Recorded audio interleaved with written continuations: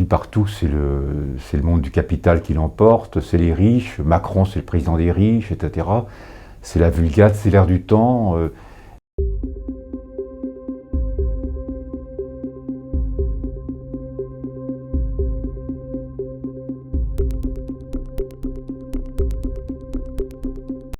Ce qui est nouveau, c'est que au niveau du gouvernement, les hauts fonctionnaires qui auparavant géraient le gouvernement, qu'ils soient gaullistes ou socialistes, ces hauts fonctionnaires ont disparu quasiment. Sur les 16 ministres qui constituent le gouvernement actuel et qui ont rang de ministre, il n'y en a que 2 qui sortent de la haute fonction publique, qui soient énarques. Il n'y en a que 2. Si vous prenez les gouvernements antérieurs, gaullistes ou socialistes, c'était l'immense majorité qui occupait même toutes les fonctions de régulation, les fonctions régaliennes de l'État. De nos jours, ça n'est plus le cas.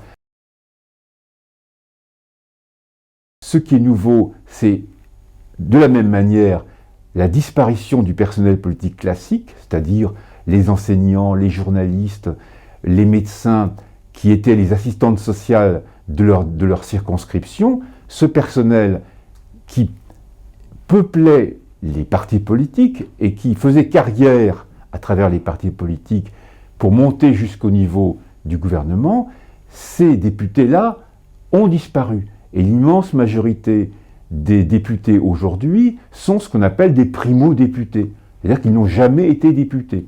Sur les 500 et quelques députés aujourd'hui, il y en a, je crois, que 17 ou 18 qui ont été ministres auparavant.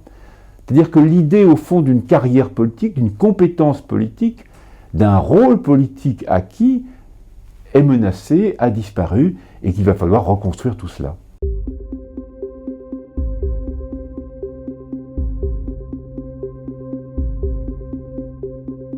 Mais ce qui apparaît comme nouveau ne l'est pas.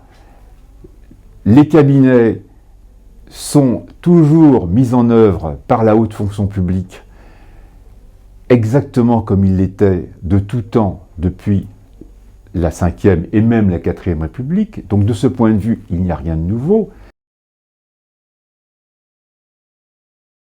L'État résiste parce que ceux qui le dirigent, les hauts fonctionnaires, restent attachés au principe du service public, au sens de l'État, et mettent en œuvre, au fond, une politique au service de leurs concitoyens, et qui, pour l'immense majorité d'entre eux, ils ne pensent pas du tout à passer dans le privé, à devenir les serviteurs de la banque ou du capital, mais au contraire, ils sont très attachés à leurs fonctions, à partir de l'idée très forte qu'ils se font de l'État au service des citoyens, qui est liée à la très vieille histoire de la société française, d'un État que les rois ou les révolutionnaires ont maintenu. Il suffit de relire Tocqueville, que vous connaissez bien, j'imagine, pour voir à quel point cet État caractérise la société française, et tant mieux.